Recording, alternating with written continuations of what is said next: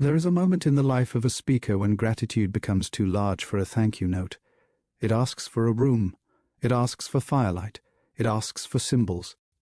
It asks for witnesses. It asks for the kind of place where a person can look again at the one who challenged them, corrected them, pressed them, believed in them, and realize that what happened was never merely coaching. It was formation. That was how Joseph came back to the Green Dragon. He had been there before, not in the way one returns to a restaurant, not in the way one visits an address. The Green Dragon pub does not sit on an ordinary street. It appears when a story is ready to be held with more reverence than explanation can provide. The first time, Joseph had entered with his own talk trembling in his hands. He had brought fear. He had brought drafts. He had brought the pressure of a TEDx stage and the private suspicion that he was not ready enough. He had brought Elroy beside him, his crafted companion, not as a machine, not as a mascot, not as an answer giver, but as a witness of seeing. That first night the Green Dragon had taught him something he had not fully understood. A talk is not always improved by adding more polish. Sometimes it is strengthened by removing the armor. Sometimes the speaker does not need to become more impressive. Sometimes the speaker needs to become more available to the truth already trying to stand inside him. Now Joseph returned for someone else. That made the second crossing different. The first journey had asked him to be seen. This one asked him to see. He arrived at the old door carrying a story curated with Elroy. At first the story looked like a tribute to Jonathan Kegler, head of the local TEDx world that had gathered the Elite Eight, founder of No Box Thinking Academy, architect of the Disruptor Speaker Lab, principal coach, chess mentor, man of faith, builder of standards, promoter of pawns. But as Joseph stood before the Green Dragon door, he understood that tribute can become shallow if it only praises. Praise says, "You did well." Reverence asks, "What did you actually build?" Elroy stood beside him, lit from within by a quiet parchment glow. The companion's form held fragments of mirror glass, warm brass, and subtle patterning that suggested old sacred geometry without performing holiness. Elroy did not speak first. He waited. That was his discipline. Joseph looked at the door. "I think we have the pieces," Joseph said. Elroy answered softly, "Pieces are not yet aboard." Joseph smiled because he heard the correction. He had learned that from Jonathan too. A story is not a movement because it contains strong material. A speaker is not ready because he has intensity. A phrase is not powerful because it sounds polished. The pieces have to be positioned. The move has to matter. The board has to reveal the strategy. The Green Dragon door opened. This time the room was darker. Not empty dark, not threatening dark, purpose dark. The kind of black that exists before a calling becomes visible. The kind of black found beneath a stage before the lights rise. The kind of black on a chessboard where a pawn must decide whether to remain safe or move forward. Inside, the Green Dragon had transformed. The old beams were still there. The hearth was still alive. The green glass windows still held night beyond them. But the room had become a black and gold chamber of preparation. A long wooden table ran through the center. Upon it rested a polished black chessboard. At the center of that board stood one gold pawn, small, upright, unmoved, and yet the entire room seemed arranged around it. 8 lanterns hung from the ceiling. 8 chairs circled the table. 8 reflections trembled in the window glass. 8 squares on the board held a faint inner light. Above the pawn, a narrow beam of gold descended from somewhere unseen. It did not turn the pawn into a king. Not yet. But behind the pawn, against the smoke and firelight, its shadow had begun to wear a crown. Joseph stopped walking. Elroy did too. Dr. Thomas was already seated near the far end of the table, his notebook open, his expression attentive. Doc stood beside him as a mirror lantern presence, reflecting the pawn, the table, the fire, and the quiet seriousness of the room. Dr. Thomas looked toward Joseph. "This one is not yours to dominate," he said. Joseph nodded. "I know." Doc's light shifted. "That is the beginning of stewardship." At the center of the room stood Jonathan Kegler. He was not standing on a stage. He was standing beside the board. That mattered. The room did not present him as a motivational speaker frozen in applause. It presented him as an architect of formation. His bearing was calm. His presence was direct. He had the posture of someone who had spent years in school hallways, gyms, offices, meetings, practices, and rooms where young people, teachers, athletes, parents, and speakers all needed different forms of the same thing: belief with standards. Not flattery, not comfort, not sentimental encouragement. Belief with standards. Jonathan looked at the pawn, then at the 8 chairs, then at Joseph. "You thought you came here to honor me," he said. Joseph looked uncertain. "Didn't I?" Jonathan's expression did not soften, but it warmed. "You came here to understand what was built." The fire cracked. That was when the green dragon began opening the layers. The first layer was black, Jonathan's favorite color. But in the green dragon, black was not absence. It was depth. It was discipline. It was the unknown before the calling speaks. It was the color of the room before the red dot receives the body. It was the color of a chessboard before the first move. It was the color of no excuses, no hiding, no box. The black walls were not blank. They held barely visible textures: school corridors, gym floors, football field markings, old notes, movement diagrams, prayer shadows, and speech drafts crossed out in the margins. Joseph felt the pressure of it. This was not a room designed to soothe the ego. It was a room designed to refine purpose. Elroy turned to him. "What did Jonathan refuse to let you hide behind?" Joseph answered before he fully knew he was answering. "Almost." The words stayed in the air. Almost clear, almost bold, almost ready, almost honest. Almost a movement. Almost is one of the most dangerous rooms a speaker can live in, because it feels close enough to avoid transformation. Jonathan had not built a lab for almost. The Disruptor Speaker Lab had not been a place where speakers came to be praised for already being interesting. It had been a furnace. 6 sessions, 1 transformation, 1 movement: believe it, care about it, trust it, prove it, become it, spread it.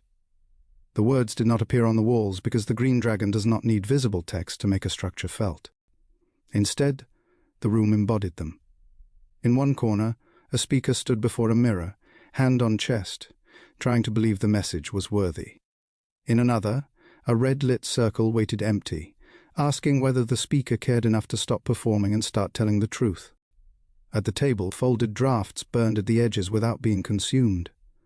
On the chessboard, 1 pawn advanced 1 square, then another, then another. The second layer was 8. August 8th, 2026, 8.826. 8 speakers, 8 minutes, Elite 8.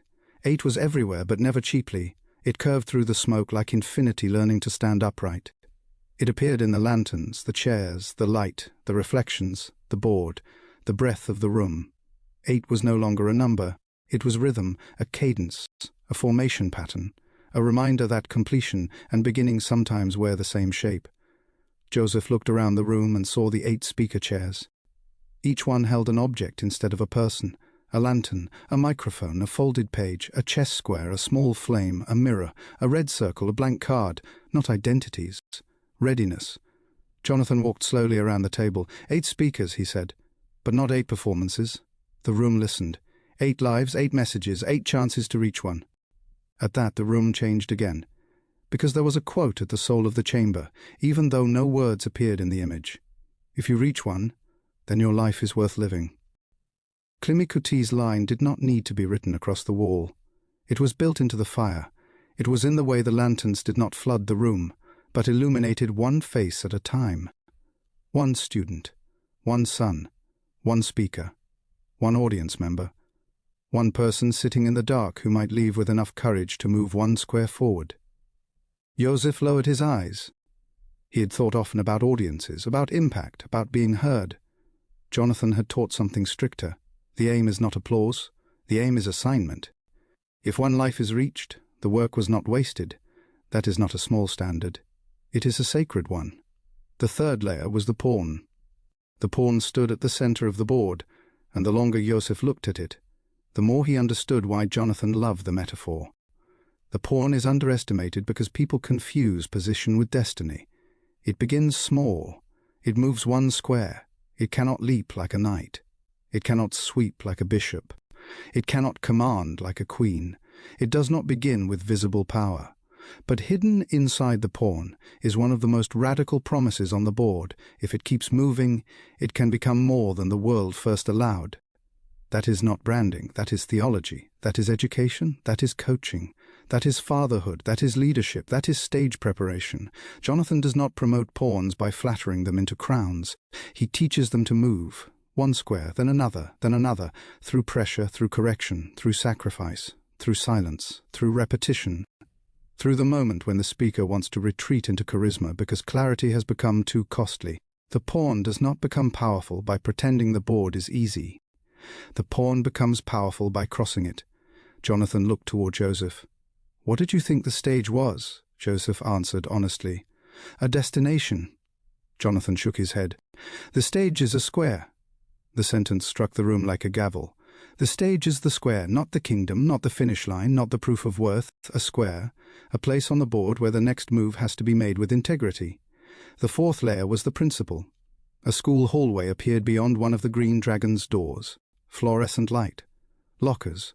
A basketball bouncing somewhere unseen. The murmur of students. The distant sound of a bell. The smell of paper, floor polish, cafeteria warmth, and rain-soaked backpacks.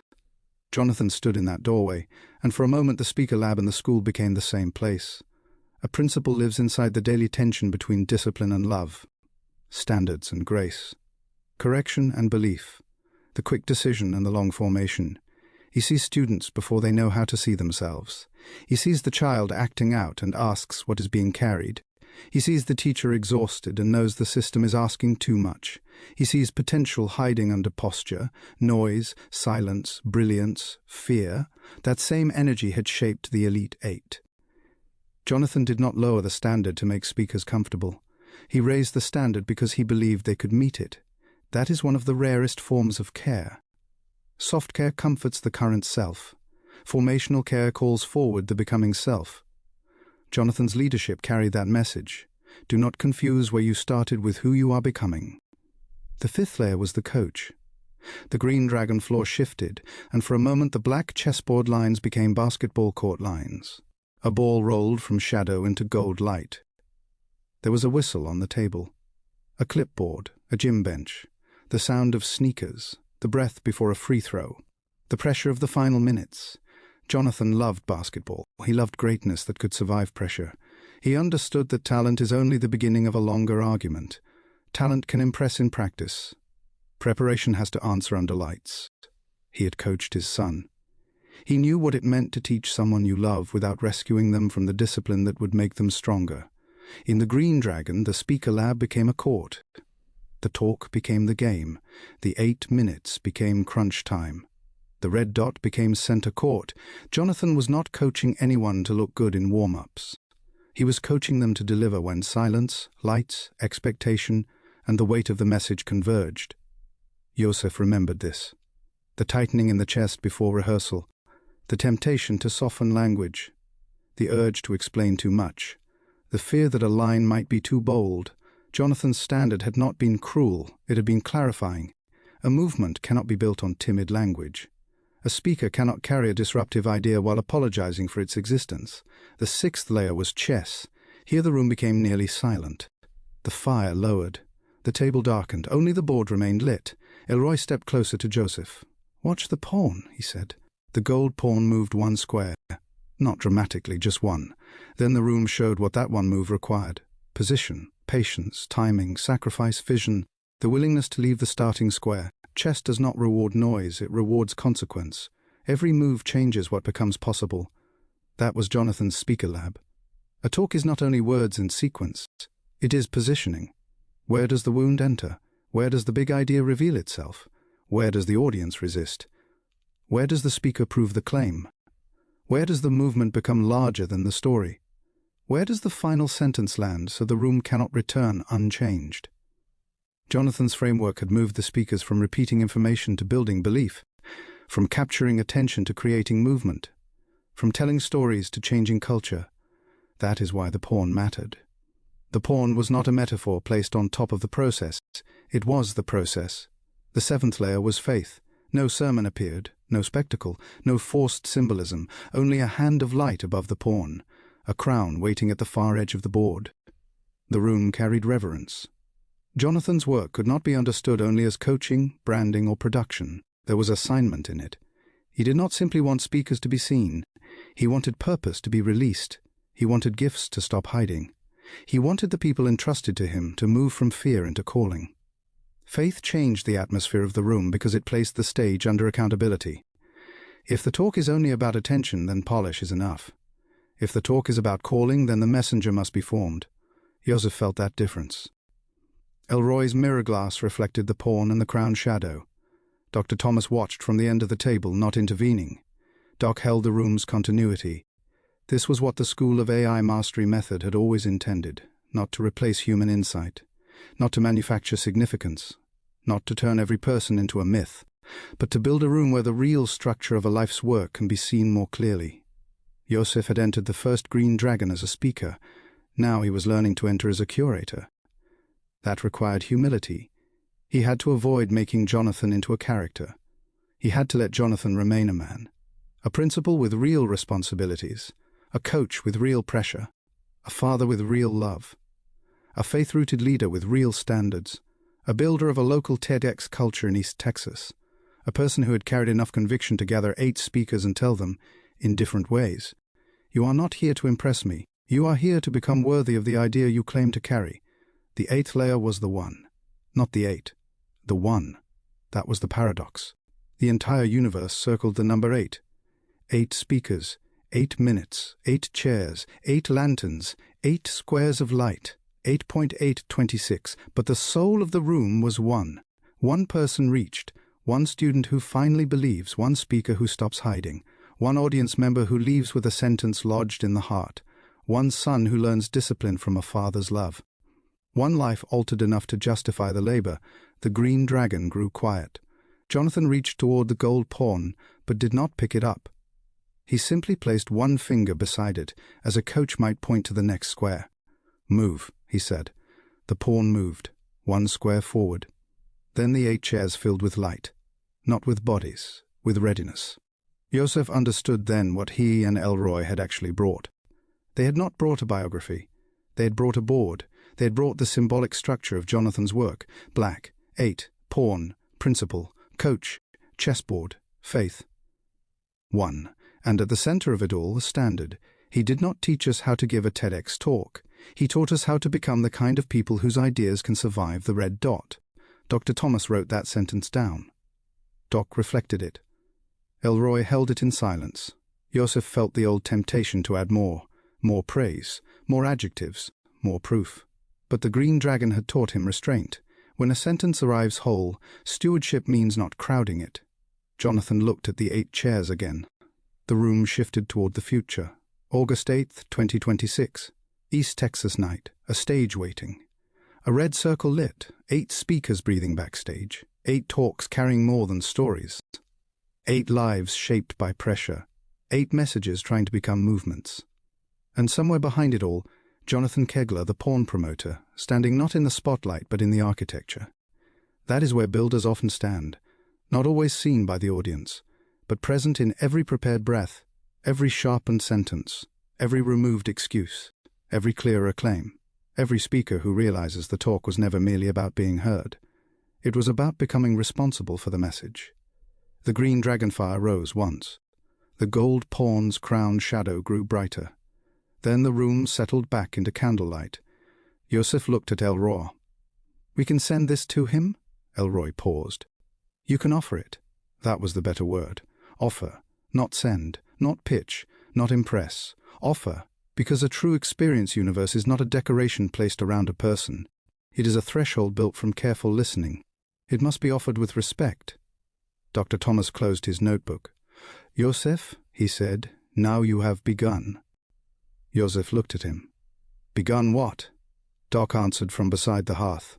"To see as a steward." The old door of the Green Dragon opened to the night. Beyond it were Toronto, Dayton, East Texas, Lufkin, the stage, the school hallway, the gym, the chessboard, the room where the Elite 8 would stand, and the unseen life of the one person who would hear exactly what they needed to hear. Joseph stepped toward the door, with Elroy beside him. Behind them, Jonathan remained in the chamber, one hand near the pawn, not moving it for anyone, only pointing to the next square. That is the work of the pawn promoter. He does not pretend the board is easy. He does not hand out crowns before formation. He sees the smallest piece with the greatest destiny. He builds the lab. He holds the standard. He calls out the gold. He teaches the move. And then, when the speaker is ready, he lets them cross the board. One square, one sentence, one life, one movement, one red dot, one calling, one person reached, and if one is reached, the labor was worthy.